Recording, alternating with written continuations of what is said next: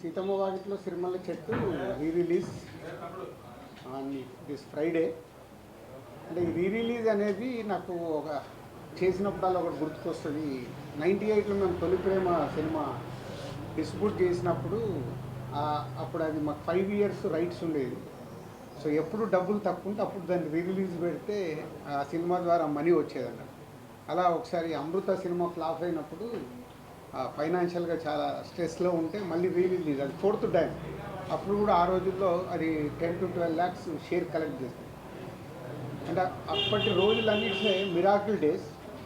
అలాంటిది ఇప్పుడు కూడా ఆడియన్స్ వాళ్ళ రిలీజ్ పెడుతుంటే ఎంత ఇంట్రెస్ట్గా థియేటర్కి వస్తున్నారంటే, ఇప్పుడు హైదరాబాద్లో 10 థియేటర్లు వేస్తే ఆల్మోస్ట్ 10 థియేటర్లు ఫుల్ అయిపోయాయి. సో అంటే మేము నిర్మాతలుగా ఆలోచించుకోవాల్సింది, జనాలు థియేటర్కి రావట్లేదు అనేది ఒక స్టేట్మెంట్ ఎప్పుడు జరుగుతూ ఉంటుంది. ఓటీటీలో ఉంది. ఈరోజు సీతమ్మ వాకిట్లో సిరిమల్ల చెట్టు ఓటీటీలో ఉంది, ఆల్రెడీ చూసేశారు. అయినా ప్రేక్షకులు రావడానికి ఇంట్రెస్ట్ చూపిస్తున్నారంటే ఒక మంచి కాంటెంట్ మళ్ళీ వెళ్దామని వస్తున్నారు. అలాగే మహేష్ బాబు గారు అభిమానులు కావచ్చు, వెంకటేష్ గారు అభిమానులు కావచ్చు, థియేటర్కి వెళ్ళి ఈ సినిమాని ఒక ఆ బ్రదర్స్ మధ్య ఉన్న మూమెంట్స్ని ఎంజాయ్ చేద్దామని ఇన్ని థియేటర్లు ఫుల్ చేశారంటే చాలా హ్యాపీగా ఉంది. హ్యాపీ కంటే హ్యాపీనెస్తో పాటు నాకు ఐడియాలజీ, అంటే మనం మంచి సినిమాలు తీయటానికే ఫైట్ చేయాలి, ప్రేక్షకులు థియేటర్కి వస్తారని రిలీజులు కూడా ప్రూవ్ చేస్తున్నాయి. సో ఇది మీతో షేర్ చేసుకుందాము అని ఈరోజు ప్రెస్ మీట్ పెట్టడం. అలాగే ఆంధ్రాలో ఎవ్రీవేర్ వేసిన దగ్గర డే 1 60%, 70% అడ్వాన్స్ బుకింగ్లో ఉన్నాయి. మోస్ట్లీ ఫ్రైడే కల్లా అవి రన్నింగ్ ఫుల్స్ అయిపోతాయి. సో అలాగే సుదర్శన్ 35 సెకండ్ డే కూడా 8th రోజు కూడా 4 షోలు ఫుల్ అయ్యాయి. అంటే చాలా ఒక మళ్ళీ సినిమా రిలీజ్ చేస్తుంటే ఒక ఉండే హ్యాపీనెస్ కనిపిస్తుంది మాకు ఈ సినిమా ద్వారా. So I'm also watching on 7th morning 8 o'clock show. మళ్ళీ 12 ఏళ్ళ తర్వాత థియేటర్లో సినిమా చూసి ఎంజాయ్ చేయాలని అనిపిస్తుంది. So I'm going to Sudarshan 35 8 o'clock show. And media వాళ్ళు మీరు కూడా వెళ్ళి 12 ఏళ్ళ తర్వాత మళ్ళీ ఇద్దరు బ్రదర్స్ వస్తున్నారు కాబట్టి ఎంజాయ్ చేయండి. 12 ఏళ్ల క్రితం మీరు ఈ కాంబినేషన్ సెట్ చేయడానికి ఎలాంటి కష్టపడ్డారు? సో అప్పుడే చాలా ప్రెస్ మీట్లలో చెప్పామంటే మల్టీ స్టార్ చేయడం అనేది ఎప్పుడో మన తెలుగు సినిమా ఇండస్ట్రీలో అందరు స్టార్ హీరోస్, రామారావు గారి దగ్గర నుంచి చిరంజీవి గారి వరకు అందరూ హీరోలు మల్టీ స్టార్ సినిమాలు చేశారు. తర్వాత మారుతూ వచ్చింది. సడన్గా ఎందుకో శ్రీకాంత్ ఈ ఐడియా చెప్పినప్పుడు సో ఎలా చేద్దాం ఏంటి అని ఫస్ట్ వెంకటేష్ గారిని, తర్వాత మహేష్ గారిని అప్రోచ్ అవుతే ఇద్దరు ఈజీగానే ఓకే అన్నారు, పెద్ద కష్టపడలేదు. వాళ్ళు కథ వినేసి ఓకే అన్నారు. సో దాన్ని ప్రాపర్గా స్క్రీన్ మీదకి తీసుకురావడానికి కొంచెం మాకు టైం పట్టింది. అంటే అవుట్పుట్ ఇవ్వడానికి ఆల్మోస్ట్ అప్పుడు 1 year షూట్ చేశాం. జనవరి 2012 జనవరిలో మొదలు పెడితే 2013 సంక్రాంతికి రిలీజ్ చేసాం. అంటే ఆల్మోస్ట్ 1 year జర్నీ అది షూటింగ్ ప్రాసెస్. ఇద్దరు కాబట్టి అన్నీ బ్యాలెన్స్ చేయాలి, అన్నీ చూడాలి, ఆ బ్యూటిఫుల్ మూమెంట్స్ వర్క్ అవ్వాలి. కాబట్టి ఈరోజు ఇవాళ రిలీజ్ కూడా అంతా వాల్యూ.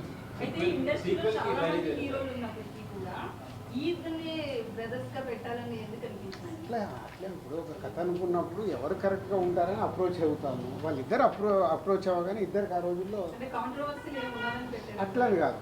అంటే వెంకటేష్ గారికి సురేష్ బాబు బ్రదర్, మహేష్ బాబు గారికి రమేష్ బాబు గారు బ్రదర్. సో ఈ కథలో ఉన్నప్పుడు వాళ్ళు ఓన్ చేసుకుంటారు. అట్లాగే వాళ్ళిద్దరు ఈ సినిమా చేసేటప్పుడు చాలా టైం స్పెండ్ చేశారు. వెంకటేష్ గారు, మహేష్ బాబు గారు డిన్నర్లో కలవడము, ఎలా జర్నీ చేద్దాము, స్క్రీన్ మీద ఎలా ఉండాలి, చాలా హోంవర్క్ చేసుకున్నారు వాళ్ళు. అందుకే అంత దగ్గరగా కనిపిస్తుంది, ఒక న్యాచురల్ ఫిలిం లాగా కనిపిస్తుంది.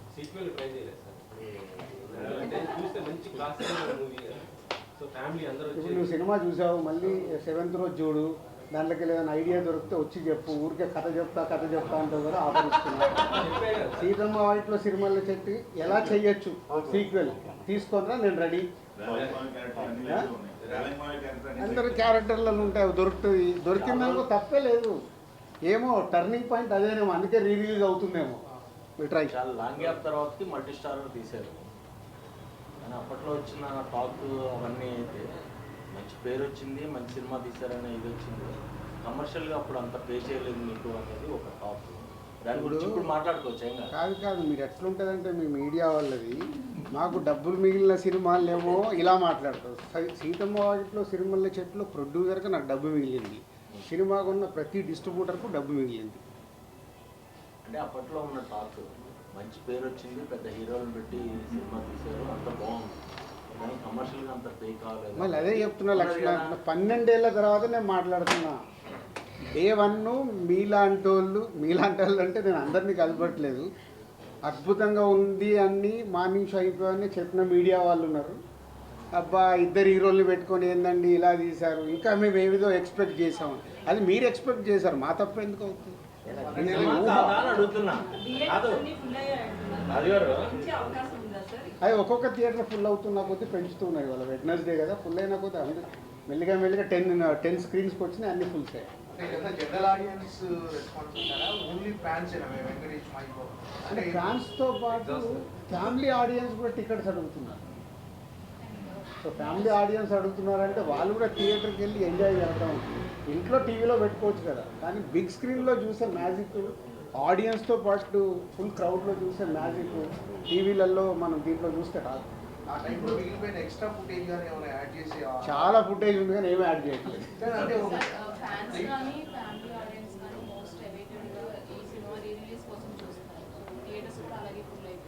ఫ్యాన్స్ నుంచి ఒక డిమాండ్ ఏంటంటే టైటిల్ కార్డ్స్ విషయంలో సపరేట్ టైటిల్ కార్డ్స్ వేస్తే ఇంకా బాగుంటుంది అంటున్నారు. 12 ఏళ్ల తర్వాత మళ్ళీ కొత్త కాంట్రవర్షియల్ మనకు అక్కర్లేదు, అప్పుడు ఏది ఉంది అదే రిలీజ్ అవుతుంది. ఇప్పుడున్న సిచ్యువేషన్లో ఎలాంటి సినిమా చేయాలంటే మీ బ్యానర్లో అలాంటి ప్రయత్నం చేయమంటే చేస్తారు? అంటే కూడా చేస్తాను. నాకు ఛాలెంజ్ ఉంటేనే కిక్, ఛాలెంజ్ లేకుండా లైఫ్లో కిక్ ఏముంటుంది? సార్ అయితే ఇలా మాట్లాడుతూ తొలి ప్రేమ సినిమా గురించి డబ్బులు అవసరమైనప్పుడల్లా రిలీజ్ అన్నారు కదా, ఇప్పుడు ఈ సినిమా విషయంలో ఎందుకు రిలీజ్ చేస్తున్నారు సార్? Just for enjoyment. కాదు ఏం లేదు, మాకు పక్కన 300 కోట్ల సినిమా వచ్చింది మర్చిపోయా ఏంటి? అప్పుడే సంక్రాంతి లేదు, ఎంజాయ్మెంట్ ఏంటంటే ఒక హ్యాపీనెస్. దీని ద్వారా ఎంత డబ్బు వస్తుంది ఏంటని మనీ కాదు, ఆ రోజుల్లో మనీ. ఎందుకంటే అప్పుడు ఆడియన్స్కి చూడటానికి కూడా సినిమా లేదు, ఎప్పుడైనా టీవీలో వస్తే చూడాలి. అప్పుడు ఇంత పైరసీ లేదు, ఇప్పుడు పైరసీ ఉంది, ఓటీటీలో ఉంది, టీవీలో ఉంది. ఇవన్నీ దాటి కూడా థియేటర్కి వస్తున్నారంటే ఫర్ ఓన్లీ ఎంజాయ్మెంట్. మన బొమ్మరిల్ రిలీజ్ అయ్యేప్పుడు నేను వెళ్ళా థియేటర్కి, ఫస్ట్ టైం చూసానండి రిలీజ్. ఇక్కడ విజిల్స్ కొడుతున్నారు, పాట వస్తే లేచి డ్యాన్స్ చేస్తున్నారు. అంటే అలా 3 గంటలు ఎంజాయ్ చేద్దామని ఫిక్స్ అయిపోయి థియేటర్కి వస్తున్నారు రిలీజ్ అంటే. మొన్న బాంబే వెళ్తే కూడా హిందీ సినిమా ఒకటి 45 crores గ్రాస్ కలెక్ట్ చేసింది మన రిలీజ్లో. అంటే ఇదొక ట్రెండ్ స్టార్ట్ అయింది. ఈ రిలీజ్ ట్రెండ్ వల్ల ఆ వారం రిలీజ్ అయ్యే కొత్త సినిమాలకు ఇబ్బందికరంగా డిస్ట్రిబ్యూటర్గా అంటే ఆ వారం కొన్ని చిన్న సినిమాలు రావచ్చు, వాళ్ళకి ఇలాంటి సినిమాలు రిలీజ్ చేయడం వల్ల కొంచెం అట్లా కాదు. ప్రేక్షకులు నీకు కావాల్సింది అదిగా హెడ్లైన్. ఇప్పుడు ప్రేక్షకులు కోరుకుంటేనే కదా 10 థియేటర్లు ఫుల్ అయ్యాయి. ఎందుకు ఫుల్ అయ్యాయి? అడ్వాన్స్ బుకింగ్గా ఈరోజు 10 థియేటర్లు ఫుల్ అయ్యాయంటే ఎందుకు? ప్రేక్షకులు కోరుకునేది మనం ఇవ్వాలి, కానీ ప్రేక్షకులు కోరుకుంది మనం ఎంత పెద్ద సినిమా ఇచ్చినా వాళ్ళకి నచ్చలేదనుకో బాయ్ బాయ్ చెప్తున్నారు మార్నింగ్ షోకి. దానికి తోడు మీ సోషల్ మీడియా ట్రోలింగ్ మామూలుగా ఉందా, నాశనం చేసే వరకు వదిలిపెట్టట్లేదు. సో వ్యవస్థలో ఉంది, మనం ఎవరిని అనలేము. సో ప్రేక్షకులు రెడీగా ఉన్నప్పుడు మనం ప్రేక్షకులు ఎంజాయ్ చేస్తామంటే మీరు ఎంజాయ్ చేయొద్దు, మీరు ఈ సినిమా చూడండి అంటే చూస్తారా? ఖాళీగా ఇంట్లో కూర్చుంటారా? చూడు,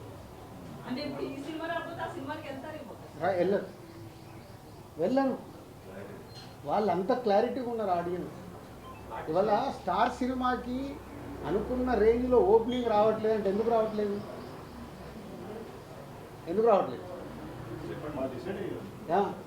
ఎలా డిసైడ్ అవుతున్నారు? టీజరు ట్రైలర్తో నాకు ఫిక్స్, అరే దీనికి వెళ్దాం. మీకు అన్నిటికంటే విచిత్రం ఏంటంటే ఈరోజు సినిమా ఆన్లైన్ ఓపెన్ చేయగానే డిసైడ్ అయిపోతుంది. ఏ రేంజ్లో బుకింగ్ ఉందంటే ఆ సినిమా హైప్ ఉందా లేదా ఇక్కడే తెలిసిపోతుంది. మా డిస్ట్రిబ్యూటర్లో కూడా అందుకే హైప్ లేదనుకో సార్ 10 లక్షల షాటు 20 లక్షల షాటు తెలిసిపోతుంది. మాకు సినిమా రిలీజ్ అయ్యి రిజల్ట్ అక్కర్లా, ఆన్లైన్ ఓపెన్ చేయగానే మన సినిమా రేంజ్ ఏంటి అనేది ఇక్కడే ఫిక్స్ 4 రోజుల ముందే. అంత అడ్వాన్స్గా ఉంది ఆడియన్స్. మీరు నెగిటివ్ ఆలోచించాల్సిన అవసరం లేదు, బీ పాజిటివ్. దానికి ప్రొడ్యూసర్లని, డైరెక్టర్లని, హీరోలని ప్రిపేర్ చేయండి. మన సినిమా ఇక్కడే డిసైడ్ అవుతుంది. దానికోసం మేము ఫైట్ చేయాలి. నెగిటివ్ దాంట్లో జర్నీ చేయాల్సిన అవసరం లేదు. మంచి దానికోసం ఫైట్ చేస్తే మంచి కాంటెంట్ వస్తుంది. నాకు సీతమ్మ వాటిలో సినిమాల చెట్టు రిలీజ్లో నేను ఇన్స్పైర్ అవుతున్నాను. అరే ఆడియన్స్ రావట్లేదని నేను భయపడాల్సిన అవసరం లేదు. మొన్నే సంక్రాంతికి వస్తున్నాము, సెన్సేషనల్ హిట్ అయింది. థియేటర్లో హిట్ అయిన తర్వాత కూడా Z5 వాళ్ళు 12 అవర్స్కే ఇంత అయిందని వాళ్ళు కేకులు తీసుకొచ్చి స్వీట్లు తీసుకొచ్చి ఇచ్చి వెళ్ళిపోయారు. This content. ఇంకా థియేటర్ సో ఇలా జనాలు మనకు ఎనర్జీని ఇచ్చినప్పుడు ఎనర్జీని మనం పాజిటివ్ సైడ్ మర్చుకొని వాళ్ళకి రీచ్ అయ్యే సినిమాలు తీయడానికి ప్రయత్నం చేయాలి. ఇది బాలీవుడ్ ఏదో రీమేక్ చేస్తున్నారని న్యూస్ వస్తుంది. చెప్తాను, ఫైనల్ అయ్యాక చెప్తాను. ఫైనల్ కాకుండా ముందు అన్ని రూమర్సే. రీరిలీజ్ పైన హీరో రెస్పాన్స్ అయింది సార్. వాళ్ళు తెలుసా రిలీజ్ అవుతున్నట్టు రెస్పాన్స్ అయింది. అంటే ఇవన్నీ మాకు ఎంజాయ్మెంట్ మూమెంట్. రెస్పాండ్ ఏముంటుంది దీంట్లో? నేను ఏంటంటే 10 థియేటర్లు ఫుల్ అయినాయని హ్యాపీనెస్లో మిమ్మల్ని పిలిచా. మామూలుగా రిలీజ్కి ప్రెస్ మీట్లు అవసరం లేదు కదా. సో ఒక హ్యాపీనెస్ అనిపించింది. అరే ఇన్ని థియేటర్లు ఫుల్ ఏంటి, ఓవర్సీస్లో ఓపెన్ చేస్తే ఓవర్సీస్లో కూడా 40% 50% బుకింగ్ చేస్తున్నారు. ఓవర్సీస్లో అయితే $. అయినా వాళ్ళు కూడా రెడీగా ఉన్నారు అక్కడ చూడటానికి. అంటే మార్నింగ్ 8కి సుదర్శన్కి వెళ్ళి సినిమా చూస్తానని చెప్పారు. మన ప్రెస్ మీట్లో అంజలి గారు కూడా ఈ సినిమా చూడలేదని చెప్పారు. మరి అంజలి గారు కూడా వస్తారు ఇక ఇప్పుడు ఫోన్లు చేసి పిలవాల్సిన అవసరం లేదు. మాకు హ్యాపీనెస్ కావాలని కూడా థియేటర్కి వెళ్ళి ఎంజాయ్ చేస్తాం. మ్యాక్సిమం రిలీజ్లో హీరోస్ వాళ్ళ బర్త్డేస్లో ఏదైనా అకేషన్స్లో రిలీజ్ చేస్తారు కదా, అలా కాకుండా ఈ డేట్లో రిలీజ్ చేయడానికి మెయిన్ పర్టికులర్ రీజన్ ఏమైనా ఉందంటారా? అట్లా ఏం లేదు. సో అనుకున్నారు March 7th డేట్ చేద్దామని లాస్ట్ మంత్ అనుకొని టీం అంతా ప్రిపేర్ చేసి పెట్టేసాం. డిస్ట్రిబ్యూటర్ ఎంత ఎక్స్పెక్ట్ చేస్తారు సార్ ఈ రిలీజ్ నుంచి? దీనికేమో ఎక్స్పెక్ట్ ఎంత వచ్చినా హ్యాపీనెస్. నేను చెప్పేది దీని ద్వారా వచ్చే డబ్బు కాదు. అంటే రిలీజ్కు ప్రేక్షకులు ఇలా థియేటర్కి వస్తున్నారంటే ఎగ్జిబిటర్ హ్యాపీగా ఉన్నాడు. సార్ ఈ సినిమా చేస్తుంటే ఫుల్స్ సార్ అని వాళ్ళే మామూలు హ్యాపీనెస్ కాదు కదా. ఆడియన్స్ చూసేవాళ్ళు తీసిన మాకు 12 ఏళ్ల తర్వాత మళ్ళీ థియేటర్లు వెళ్ళి థియేటర్ హౌస్ఫుల్లో చూస్తుంటే ఆ కిక్కే వేరు కదా. ఆ కిక్కే ఇంపార్టెంట్. రీసెంట్గా వచ్చిన మురారి క్రాస్ చేస్తుందా సార్ ఈ సినిమా? మహేష్ బాబు. మళ్ళీ కంపారిజన్ ఎందుకు? ఉన్న ప్రజెంట్ ట్రెండ్లో ఒక్కోసారి ఒక్కో ట్రెండ్ నడుస్తుంది. చిన్న సినిమాల ట్రెండ్ నడుస్తుంది, ఒక్కోసారి పెద్ద సినిమాల ట్రెండ్ నడుస్తుంది, ఒక్కోసారి రిలీజ్ ట్రెండ్ నడుస్తుంది. ఉన్న అన్ని సినారియోల్లో థియేటర్స్కి జనాలు బాగానే వస్తున్నారు, ఓటీటీలో కూడా బాగానే చూస్తున్నారు. చిన్న సినిమాలు రావాల్సిన అవసరం ఉందా? పెద్ద స్టార్ హీరో సినిమా మంచి సినిమా రావాల్సిన అవసరం ఉంది. చిన్న పెద్ద లేదు. ఇంకా మంచి సినిమా నీ పోస్టర్ దగ్గరికి వెళ్ళి, నీ టీజర్ దగ్గరికి వెళ్ళి, నీ పాటల దగ్గరికి వెళ్ళి, అది చిన్న సినిమా అయినా స్టార్ హీరో సినిమా అయినా అది రీచ్ అవుతే ఏ రేంజ్ కాదు. ఇప్పుడు చిన్న సినిమా అంటే 10 కోట్లు తీయొచ్చు, స్టార్ సినిమా అంటే 400 కోట్లు తీస్తుంది. నంబర్సే డిఫరెన్స్ కదా. అల్టిమేట్ కాంటెంట్ ప్రేక్షకుడికి రీచ్ అవుతే పోస్టర్ దగ్గర నుంచి టీజరు, సాంగ్, ట్రైలర్ అన్నీ వాళ్ళకి ఎక్సైట్మెంట్ అవుతే చిన్న సినిమాలు కూడా ఫుల్ చేస్తున్నారు కదా.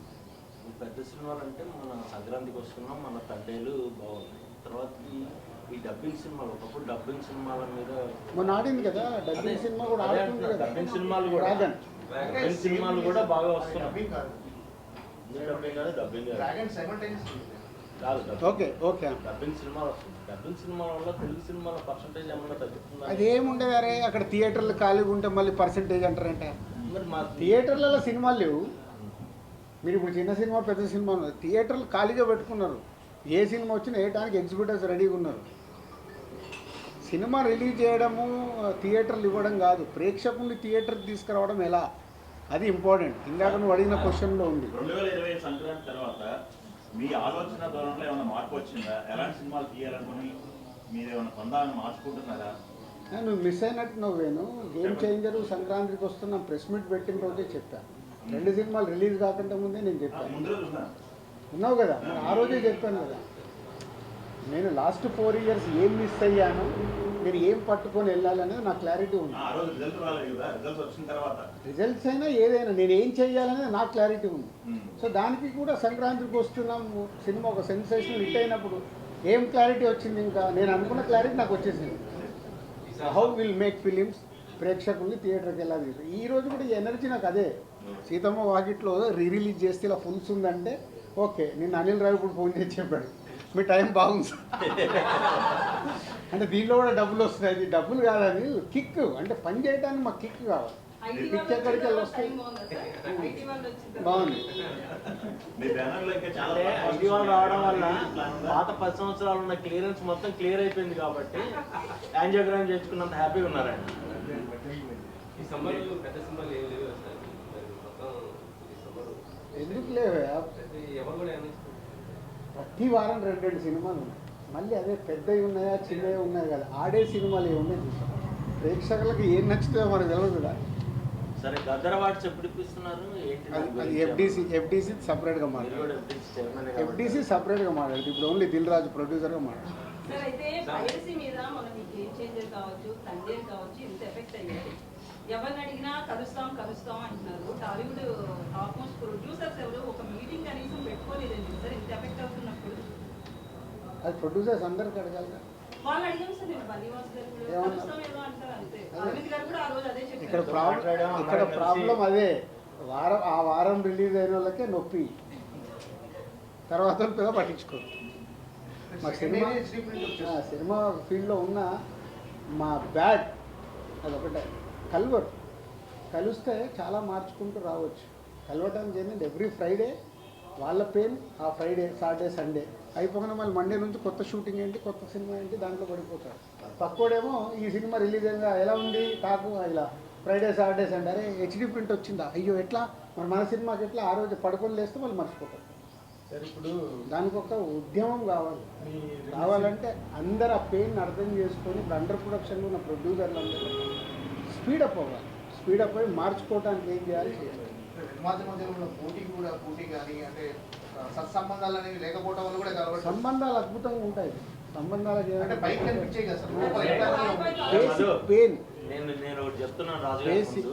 ఇన్ని సంవత్సరాల నుంచి గత 20 ఏళ్ల నుంచి పైరసీ గురించి మాట్లాడే వాళ్ళే రాజుగారు లాగా అందరూ ఓపెన్ అయ్యి తేజ లాంటి వాళ్ళు నా సినిమా నా ఇంట్లో నా కంచం నేను గడుపుకుంటున్నాను, మిగతా వాళ్ళ కంచం కడగాల్సిన అవసరం లేదని చాలా నిర్దిష్టంగా చెప్పారు.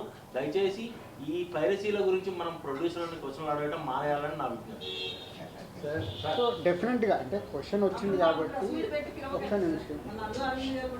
ఒక్క నిమిషం అంటే ఎఫ్డీసీ ద్వారా హైదరాబాద్లో బేస్ కాబట్టి ఏం చేద్దామనేది కొంచెం నేను లీడ్ తీసుకుంటున్నాను. అంటే ఏ ప్రొడ్యూసర్ కూడా నన్ను ఇంకా ఎఫ్డీసీకి వచ్చి ఈ క్వశ్చన్ సరే ఏం చేద్దామని అడగల. అయినా నేను ఒక నిర్మాతగా నాకు రెస్పాన్సిబిలిటీ ఉంది కాబట్టి గవర్నమెంట్